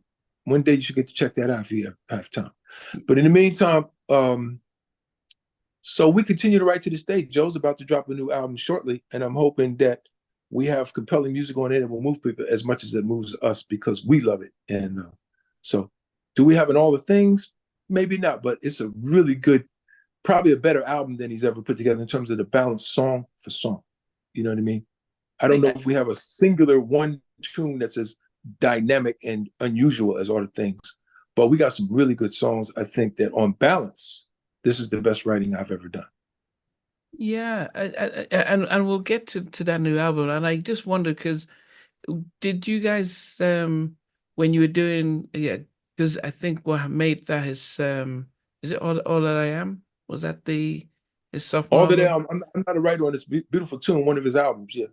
No, his second album, the one that had Good Girls and had all yeah. So I was just wondering, because that became a massive album because you just had the hits, the Good Girls was such an amazing sort of ballad that came out. Because we got the new Good Girls. Wait till you hear it. I think it's going to get a lot of attention. It's called Body My Body. Wait till you hear this. I think you're going to like this. Don't put that title out. Don't tell them that. But was it when you start working it? So it was like, okay, we're gonna co-write and I'm gonna co-produce alongside you, not just write and you do all the production. Was that the sort of the agreement? That was the agreement from day one. Yeah, that was what we said. That's what I said. If we're gonna write together, the day we met, I said we have to co-produce it with you. I'm not because production has a lot to do with how it comes out. So if you write a song and they let somebody produce it and they don't do all the things that you both agree on, then it's going to be a lopsided one way. You see it one way, I see it the other way. We can meet in the middle, and that's where the strength is. That's what I was saying. The strength is in unifying our collaborations and making some concessions, but getting the best on balance. What about when you did work with Changing Faces, the other woman? Did you were in the Joe studio? cut the vocals on that. I wasn't there when he cut the vocals on it. He did that himself. And he also did Escape, The Softest Place on Earth? Yes. What's the Softest Place on Earth? That girl could sing. Whoever the lead singer, I forget her name, she could sing. The girl who sang that lead on that record, she killed that song. Man. So at this time, they went, because this goes back to the Reefer time. So you're co-writing, co-producing, but then you're not No, always doing. Aretha was way before that. You Aretha's know, before no, that. I was just going back to because you did the track, but you went in the studio. Was there? Yeah, but that depends. Sometimes I was, sometimes I wasn't. It depends. With Luther Vandross, I was in the studio. Alicia Keys, we worked in the studio together with many different artists. O-Town, I was down in O-Town, Oh, time. Orlando, doing the vocals with them. You know, it depends on the song. There's so many different situations. Okay. But yeah, but What I was? trust Joe to cut it, the vocal. If I'm not there, he's going to do just a good job. He's young. So, Yeah. you know, he don't always need me there to hold his hand. But it's nice if I could be there. In some cases, I've, been fortunate to be there. And some records I did without him, so like he wasn't there on the Luther record, even though he was a co-writer on the Luther song. So it works the other Okay. way. It works, and I was there with Babyface, but though he was there with me on that one. So Okay. it varies. There's many fluctuations of the formula. Okay. But the key thing is that we're all working toward the same end to create beautiful music and hit records that have stay in power. What's the difference then, cutting the vocals for the artist? Because I've heard from producers who that could be almost as difficult as even coming up with a song in this first place and getting them to sing in the way that you envision the song to go.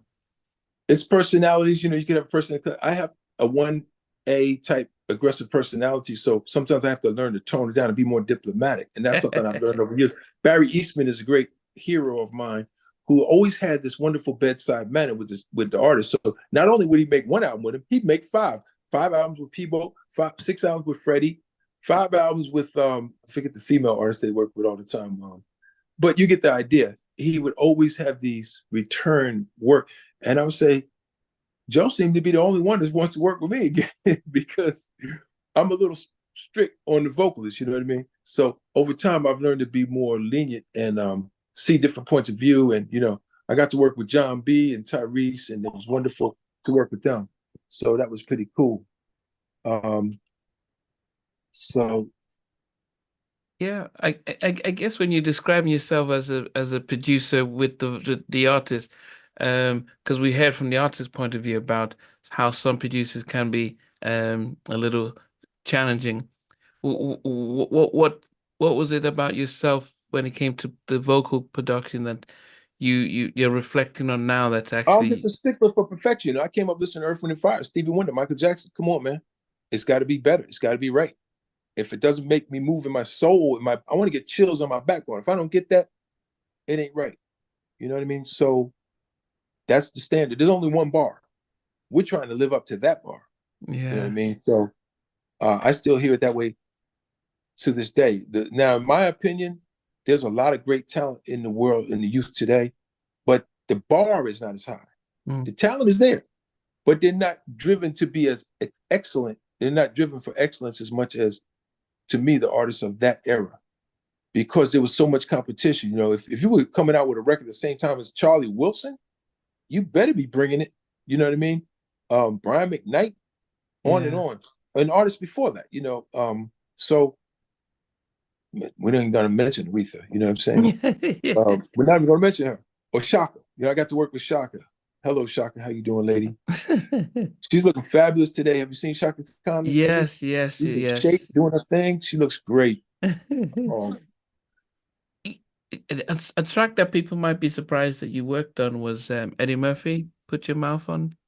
oh yeah, that was a remix. I didn't meet Eddie. I met Eddie at another time at the premiere of Nutty Professor 2. They had a big, I don't know if it was Universal or Paramount. I think they had a big lot out there, and we got invited to the premiere. Me and Bob Watt from the LA Philharmonic. He's one of the only black French horn players, or the only black musicians in the LA Philharmonic for many years. He has a new book out about that. Check out Bob Watt's book, y'all. LA Philharmonic musician who did some fantastic work on the French horn for many years, a master of the French horn, but who also navigated the not so pleasant waters of being one of the only blacks in a mostly white dominated classical Wow. music world. So it's a pretty enlightening book. It's not all negative though. There were people who really helped him out who were white, and there were people who weren't so nice. But Bob Watt has an interesting story to tell with that. You should check it out. Okay. Yeah, no, as I said, as this goes out, a lot of us will start to search it out.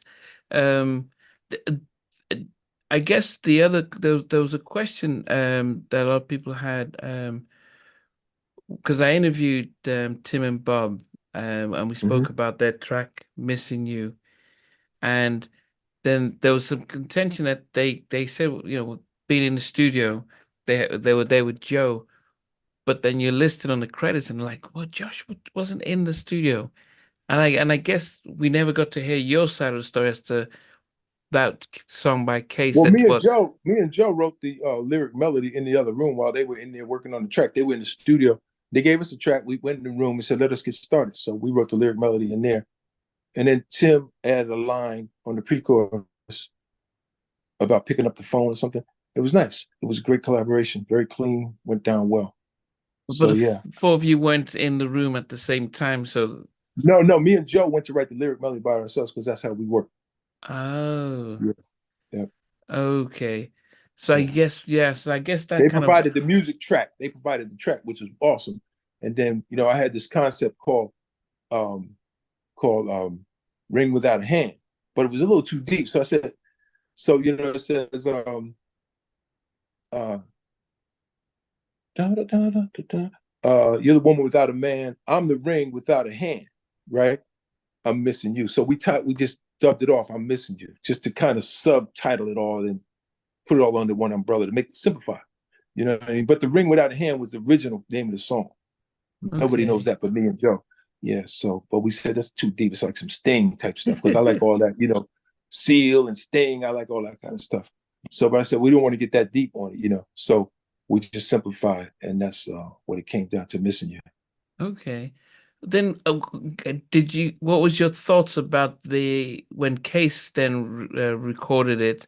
Um, when I think the story becomes Joe says management and label says, no, we don't think we're going to cut the record. They Then, cut it, but they put it out as a B-side on a Japanese record as one of a bonus track. Like, this is a number one single. You're putting it out as a bonus track. What are y'all, nuts? So Tim and Bob had the wherewithal and the vision to go and cut it on Case for Polygram, Def Jam, Def Jam, and yeah. bang, at 4 weeks number one. So, much props to Tim and Bob. And they did a great job on finishing the production. They added some really nice finishing production touches, sort of a la Jam and Lewis kind of vibe. And it was really nice. They did their thing. And yeah, we the rest is history, you know. And I guess the part two becomes Faded Pictures. Was that when you bring Case and Joe together to do a record? That was early. That was yeah, that was years before that, yeah. Oh, that was Um before Missing You. yeah. Faded Pictures was first, yeah. That was in a movie too. I think that was in some it was Eddie Murphy.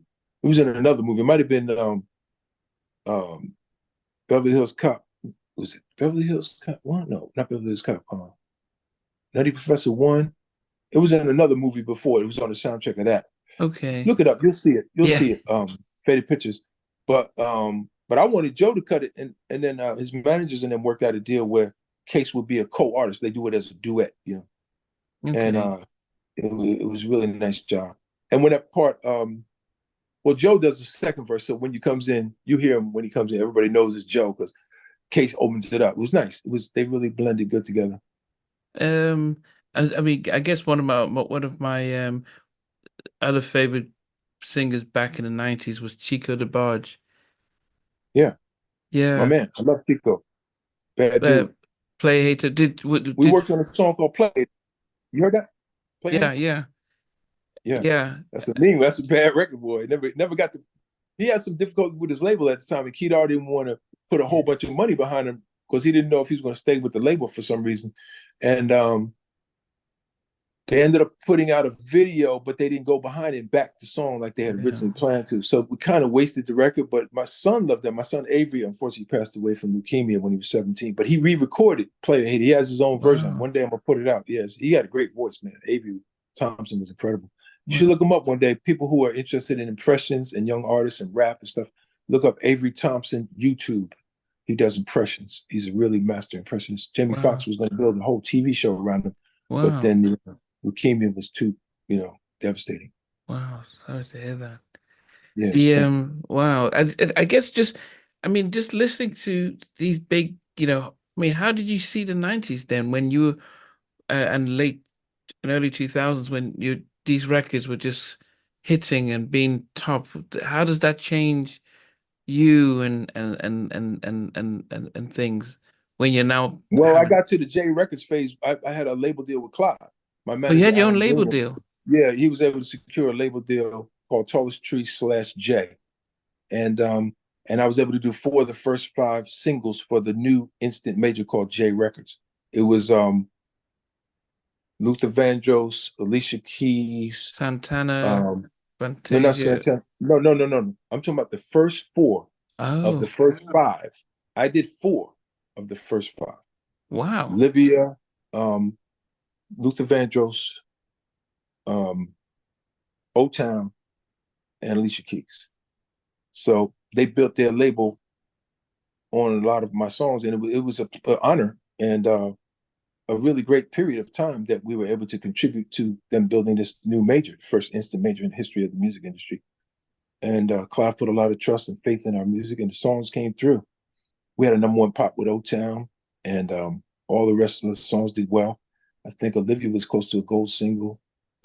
Luther did well, a really beautiful video. It's called Mm, Can Heaven Wait? mm. And then Alicia had Girlfriend. I know you guys in England know that song over there. Yeah, I think I'm yeah. jealous of your girlfriend. Yeah. So yeah, we were on a roll. It was a beautiful period of writing and collaborating. I mean, well, it was so successful that Arista realized they made a mistake and and absorbed Jay back into Arista and says, Clive, take back your label because we see how successful you are on your own independent label. Yeah, well, business is business. My concerns are more with the the musical side, but yeah, they made some mistakes along the way, and everybody learns from trying different things and see what formulas work is for business and everything. But Clive has great ears for music, and then he has a Mm. great team with great ears like Keith Naftali and Peter Edge and others. And I think Larry Jackson was over there too. Shout out, Larry, man. Continued success. And same thing to Keith and Peter. Love you guys. All the best to Clive. Keep doing what you do and make more great music. I guess we as we wrap, it'd be interesting to understand how um when you have a partnership with Joe, does that then mean we do all the songs with Joe, or does it No, he's still become free to work. No, he's free to work independently, and I'm free to work independently. But the ones we do together, we do together. okay?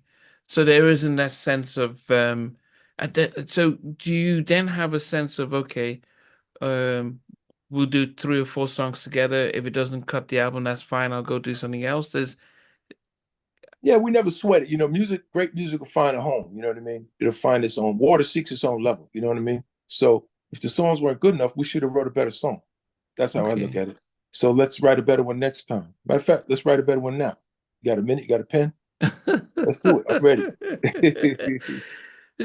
So when we get to the late 2000s and hip hop has swept the airwaves of black music and labels are closing their R&B divisions.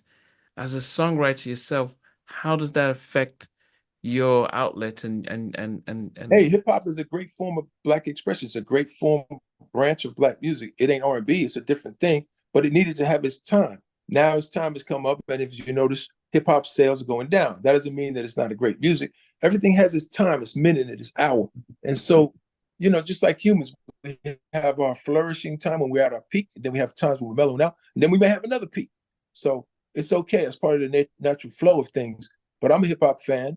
I don't think we have to downgrade one to upgrade the other. You know what I mean? Hip hop is great, R&B is great. They're all connected because without R&B, you never would have had hip hop. It all flowed from R&B. But it's a new expression. But I believe that hip hop was a direct result of some of the school funding taking away instruments from the urban Mm, areas. And being black, we learn to express ourselves in other ways without an instrument. We don't need an instrument. We are an instrument. So yeah. that's what rap was saying ultimately, and saying you can't crush our spirit, you can't crush our talent. We're going to make it work no matter what. That's what I think rap is the uh, the message of rap without even having to say it. Yeah, but when hip hop becomes that prominent, oops. Bro, somebody was trying to call me. Okay, I had to it's dead fine. that. I had to dead that call. So no, because one of the final like, but what I was trying to understand is because as a R&B songwriter and a producer, when studios are now we're pouring money into hip hop, that means there isn't as much of an avenue for you for songs. Well, So I'm what? not holding against them. They're businessmen. They're trying to sell what they think can sell right now, what's hot. So they're going with that. It's up to the R&B writers, singers, and artists to create new music that's so powerful that you can't resist putting it out, that you're going to need it. You know what I'm saying? We need to create a need for what we do. And when we do that, people will respond. So make better music and we'll get it out. That's all I So say. Let's raise the bar.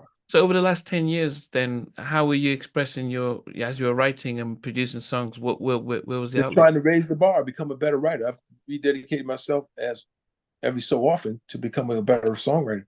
And I mean, you don't just become a David Foster, Stevie Wonder, or any other Carol Bayer Sager, Carol King or something, James Taylor. You don't just become that out of the blue. That's a lot of work. Those people live that. They're immersed in that. They put their soul and their heart and life into that. You know what I mean? And yeah, it's a dedication. So I love it. I love trying to challenge myself. I love the challenge of trying to create something beautiful that makes people go, "Oh, wow." You know what I mean? I want to move people emotionally. That's why I do it. Now, if we move people emotionally, should we get paid for it? Well, yeah, theoretically so. And probably we will. But you can't think of that in the beginning. You got to think about the music because you can't be thinking of dollar signs and then trying to write something cool. You know what I mean? You got to be thinking about what the music needs. That's just my opinion. So what should we? I guess before we get into Joe, is there any other things that we should look out for that you've come out recently that you, I mean, hopefully Stevie My Wonder. great friend and mentor George Benson just got signed to a new deal on Warner Brothers. I'm hoping to get a song on his new album. He's 81 years old and still going strong. Wow. One of the world's great, if not the preeminent jazz guitarist. Mm. Well, I should say the dominant jazz guitarist is a better way to put it. George is considered probably the greatest of all time. And different people have their own opinions of who's great and who's better, and, number one this and number one that. But he's certainly one of my favorites that I ever heard. If I had to pick one great jazz guitar player over everybody, it would be George Benson. Okay. But also, he's just a great human being, great person. And they just put out a recent album of some lost recordings that he had done with Robert Farnham. Robert was a great British composer. He grew up in Canada, but he worked in England most of the time. Kind of like the John Williams of America, that does all the movies and all the big orchestration. So Quincy, George asked Quincy, who was the best guy for the job, to do the greatest arrangements for him with an orchestra. And he said, get Robert Farnham. So he did. He hired him, and he put 96 pieces or 94-piece orchestra together, but the recordings were lost. So recently, Warner Brothers and George reacquired the recordings and just released it. So if you get a chance, check it out. It's George Benson and Robert Farnham with the London Philharmonic Orchestra. It's beautiful. And he's doing classic standards, like Frank Sinatra type stuff, beautiful classic ballads. And then he's doing a new pop album on Warner Brothers as well. So he's got a 2-album deal. And this is at 81 years old, so he ain't slowing up. He's just doing what he do, So the hope is to get something shout on out to you, George. I hope so, man. I'm really writing a bunch of stuff to submit. And so far, he hasn't picked one. I'm gonna get you though, George. I'm gonna get one on there. Watch out, I'm coming. Yeah. Yeah, but tell me about the Joe album and how many songs did you do together on his new album? Man, we probably wrote 30, 40 songs. Easy. And he's picking from even more than that. So I'm hoping that he'll pick the best of the best, put them out, and we'll see where they fall. I don't know how many he's going to pick of mine that I co-wrote, but I don't really care about that. I care that he does the best album that he can. And I'm sure if some of the songs that we co-wrote are worthy, they'll be on there, Are they all recorded when you're writing them? Are they recorded and then it's about working with the Oh, yeah, these are fully orchestrated. We even used the Budapest Art Orchestra 40-piece string ensemble on 27 songs. Wow. So he's got some treats, man. He's got some treats, bro. This is some classic stuff. It's beautiful, man. And then he's got some stuff that's younger, it's more urban, it's more today. You'll see. He got a blend of different eras and stuff. Uh, So it's Is he signed to a label, or how's he putting it out? no, I believe he's doing it under his own label. So I don't know all the details yet, but as we find out, I guess he'll be releasing more information. So Okay. I'm hoping he also releases on vinyl because I'm a big fan and proponent of vinyl, not only for the quality and the tactile experience that the listener gets and the liner notes and all the artwork, but also the artist gets to actually make some money. The Yeah. average vinyl for an album goes for $32 US over here. I don't know what they go for over there, but probably more. Pounds are more than dollars. So probably 40 pounds, you know what I mean? 35 pounds. Yeah, now the Anyway, collector's editions as well. Yeah. yeah, well, those would be even more. But I'm talking about an average record, just average record, you know. Yeah. But if you have something unique, like it's audio file quality, or you have an orchestra on it, or something, you know, very collector about it, then you can charge more, you know. Wow. So you're not sure when this might come out, like Christmas or? I'm hoping he has it out this year. He says he's aiming for this year. We'll see if we can make the cut and get it out. And he's really pushing to do it. He's working hard. He has his team on it, building up a marketing plan, all this stuff. So we'll see. In the meantime, if you'd like to do a part two, man, there's so much stuff we didn't even get into, bro. We're miles away from all the stuff I wanted to say, but because we Yeah. didn't touch on so many different artists, it's crazy. Yeah, no, as But I said, yeah. I guess just as a wrap up, I always used to try and get my guests to talk about the if you were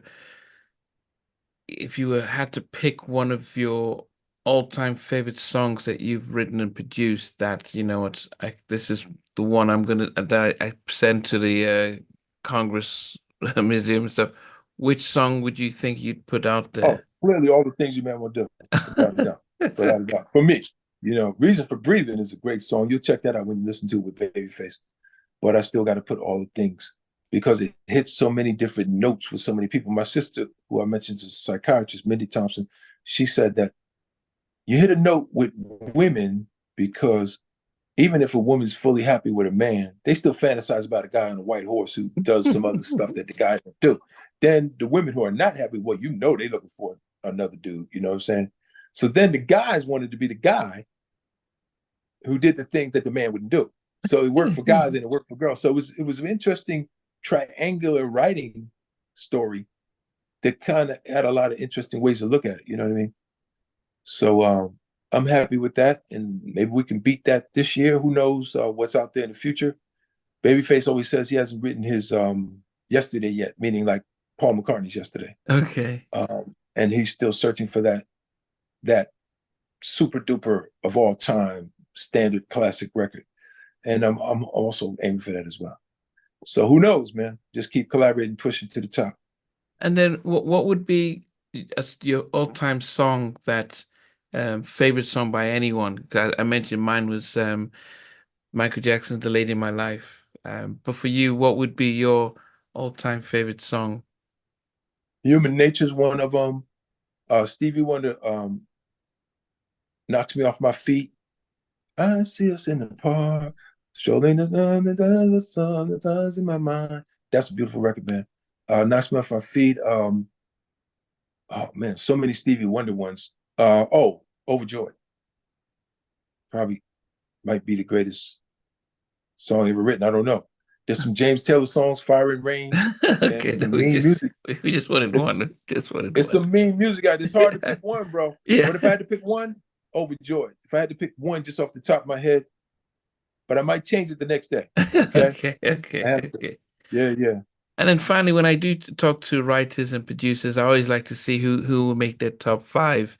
If you had to pick your top five Mount Rushmore or songwriter producers, who? Let's do Uh, singers first. Marvin Gaye, Stevie Wonder, Luther Vandross, Al Green. Who's number five? That's interesting. Bobby Womack. okay, A okay, a lot of great singers. you went old Top five. school. You went Oh old school. man, we're talking about here, man. You Yeah. know what I'm saying? Move your heart. Donny Hathaway, another one. He could be in the top five. He's incredible. But anyway, that was just top five guys. As far as top five producers, Okay, we'll do well, songwriters, then we'll finish with the producers. Stevie Wonder number one.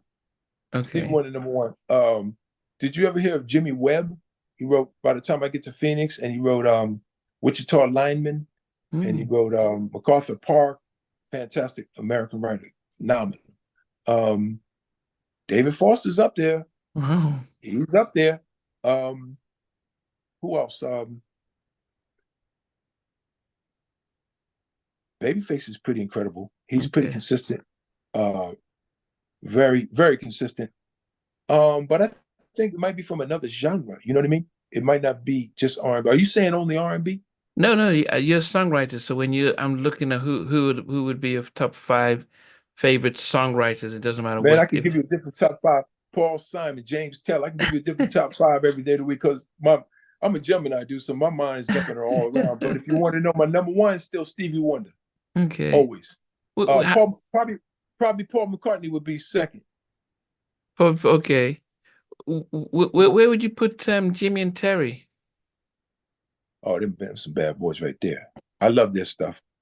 They're pretty incredible. It's hard to say. And they could be top 5 any day of the week. You know what I mean? They just their catalog is so immense and beautiful. I've learned so much listening to them, you know. And we've recycled a few of their ideas, me and Joe. We didn't steal it. We just slightly changed it and recycled it. Everyone does that. I guess. Yeah. I guess finally, you know, one of the things that in the 90s, one of the things that people saw Joe, but they also saw Mr. R. Kelly, and you know, almost like they were that singer-songwriter in that 90s. As a songwriter, producer, how did you see him, R. Kelly, as during that fantastic. time? He was fantastic. He just had personal problems that kind of overshadowed his music. Unfortunately, the music suffered because of what he was going through as an individual. He was a tortured person and he needed treatment and help. And so we could do is pray for him, hope that he, is able to continue to live and be a better person and change, you know. Yeah. But true change comes from, a lot of different elements, you know. Yeah, no, definitely. I mean, I'm a therapist and I know that, abusers become the abused. The abused become abusers. Yeah, yes. And when they can see you as a cash cow, no one's looking to support you until you're not making any money. Then it's like, oh, we don't know what's happening. But but also you have so many what do you call them? The people that allow you to do it. What do you call those people that are enablers? Enablers. You have all the enablers because they're making money. Yeah, you know. They did it to Mike. They did it to Prince. They do it to all these stars. Even Whitney probably has some enablers around her. I'm not casting, what do you call it? Accusations, anything else, conspiracy stuff. Yeah. Specifically, but the bottom line is, when you're on Mount Olympus, nobody could really tell you what to do. So if you tell me don't take sleeping pills to go to sleep, I might not do it. I might say, no, man, I'm sorry, sleep pill. I'm just I need to go to sleep. I got to get my rest. So now you start doing that habit. And then one habit could build to another. And then one day you start taking more sleeping pills. Next thing you know, bam. So, you have to keep your feet on the ground and not get too elevated. That's the problem with the superstardom. We put these people so high up, they can't come down. Yeah. You know what I mean? So it's hard. It's rare is the one who can keep his feet on the ground and the head in the skies. That's a rare combination. Yeah. I just remembered, did you work with Profile or was that Joe mainly with them in the studio? Yeah, no, we worked with them together. And they were very excellent young men, beautiful voices, man. They did a very professional job. Whispers in the Dark, that was a great record. And the lead cat killed that song. They all did a fantastic job. LJ. LJ, yeah, he bad dude. I was there. We had the studio locked down. We had them, and then another week at Battery, we had Justin Timberlake and what's his group called NSYNC. Then we had Teddy Riley because they was working on Don't Want to Be a Player No More, the remix, the first version, the regular album version. Then me and Joe was in there working on another song. What was the name of that? So we had all 3 studios locked down. Wow. Joe was doing that duet with NSYNC, Don't Want to Be a Player, and another song, I think it was 563 we was doing for Joe's. I don't know if you ever heard that. It's a pretty cool tune. 563. So it was pretty a star. I wish we had videos. The phones didn't have videos in those days. So you couldn't keep memories or pictures. Yeah, Alicia being at my house playing the upright piano when we're writing a girlfriend. None of that's documented, you know. George Benson playing Breezing at my studio to open up the studio, the first opening of my studio, no video. It's Wow. crazy, man. A lot of stuff missing. And many, Wow. many, many other moments, you know. But hey man, we'll make up for it. There's a lot more things coming. Yeah, in fact, what I would do is, yeah, and now the reason I mentioned profile because I did interview LJ and he spoke about the on the unfortunate contract they had at Motown. They weren't making any money, no writing, no publishing, and he was struggling with his own mental health and he quit. He just quit the industry. Because if not, he would have, he wouldn't have been around now. Wow. So, Wow. and yeah, so he was one of the person who put his mental health ahead and just left the industry, and now he has his own band. They do covers and stuff, but he's in a happier space. But I remember their first two albums. Well, if you reach out to him, tell him I said, what's up, peace, power, and prosperity, man, and keep doing what he's doing and stay Yeah, empowered, you know, and keep doing his music. Don't do it just for money. Just do it yeah, for enrichment, soul yeah. enrichment. And sometimes money will come unexpectedly. Also, if you're in touch with them brothers from Damage or Cleopatra, I work with them too. Oh, did you? Press Here to Start. We did a song, Cleopatra. I did a song with Bradley Spalter called Press Here to Start. For Okay. Cleopatra was a top 20 pop song or something. I forget the number. And then I worked with Another Level. We had a song. And then, but Damage was the big one because we did this joint called Ghetto Romance. Do you know that song? Yeah, I thought Tim and Bob did With that one. Damage? So how what was the arrangement with that? They did the track. Me and Joe wrote the song, Oh. the lyric melody. They did the music. We did the lyric melody. Yeah. Who was the song initially for then? Was it for Joe? We wrote it for Joe, but Job didn't want it. They didn't like it for Joe. Okay, no, it's a big Mhm. song here. It still gets played a lot. Yeah. I mean, this happens all the time. This is not that complicated. Standard. You don't use it, put it over there. You don't use it, put it over. Because we were Oh, lucky that we were placing stuff. We were just fortunate to be hot. And if it wasn't going there, it was going over there. You know, so but oh, Tim and Bob did a great job on the production. The Damage guys did a great job on the vocals. And did you see when they were on that TV show when they brought them back to compete on television with other groups? yes, yes, yes, yes. It was out here. Yes, yeah, Yeah, that was good. And I have it on my YouTube. I think it was 2015 or 14 somewhere. And they did a yeah. great job when they came back. They had the place bouncing. They had the whole place jumping, man. All the They, people knew the words. I was like, wow, they knew that record from before. yeah, they recently opened up to support I think we had Donnell Jones and some other artists in town just last year, and they opened up for them at Wembley. So they're still in demand. When you have one of What's up, Donnell Jones? What's up, Donnell? Listen, shout out, bro. We wrote that joint for the Temptations together. You remember that joint? That's right. oh Yeah, we was on that Grammy winning album. I told you about Otis. Me and yeah yeah Donnell wrote yeah. that song. Oh, you Yeah, with says another brother, Calvin Gaines. Calvin Gaines okay. wrote a lot of stuff for like Beyonce. I think he did something on Gaga. Calvin Gaines, very talented cat. But it's many Okay. stories. Yeah, I didn't want to get into all this, but it's more. It's Yeah, we got no, to do a no. part two when We, you're we, ready. we, we I guess as Joe's getting ready to drop his album, but we'll next time we do it, we'll go live and because that's what I do when I have actually Tim Kelly and Bob, especially Tim Kelly. We normally go, for the second we normally go live, and people then are saying, "Oh, how about this? And what's the story behind this song?"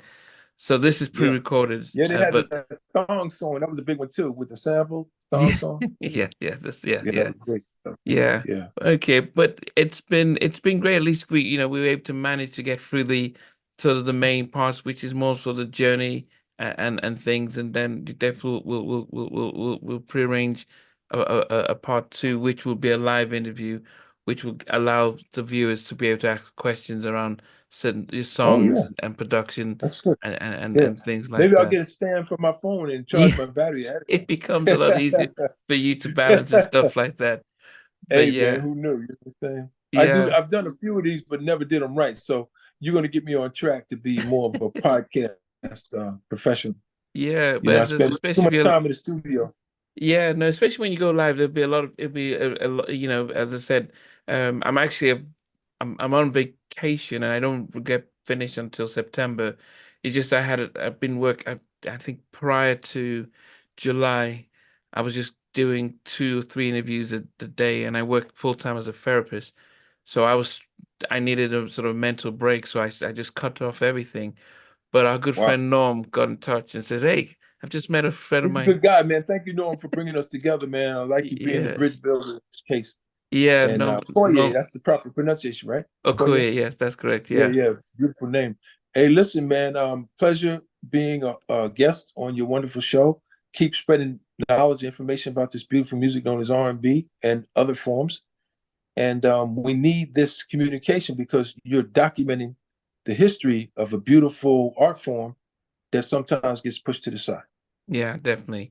And yeah, so when this goes out, then uh, we'll reschedule to have a live interview, and I will give you some notice, and then, as I said, it'll go live, and so we can get your fans to ask some questions, and you can go into a lot more detail. Hey, listen, if I said anything X-rated, charge it to my head and not my heart because I didn't mean to say that. It wasn't me. It's fine. It's fine. It's What did fine. Shaggy say? It wasn't me. It was me. Yeah. Well, Joshua, really appreciate it, yeah, and as I said, it's midnight now, but we'll get back in a few weeks or so. I appreciate your time. Thank you, sir. And You're have a great welcome. evening. Peace. Thank you. Bye-bye. Hey guys, thanks for watching. Thanks for being a part of Halftime Chat. Please remember to subscribe, share, and comment. But most importantly, why don't you become a member of Halftime Chat? We've got amazing videos, amazing perks, and being able to support the channel. But anyway, thanks for watching. Take care. I never participated in that category. And somewhere in between us for even loving us, on which I didn't miss you with. What was it like growing up? she's still making an impact on 4 houses down. I have a couple of pieces. Trying to get this one and that one. That works for you, but just for me, No, okay. They don't understand what Jonas boys do in all Play it. These guys, they all work together. I mean, I love all different genres.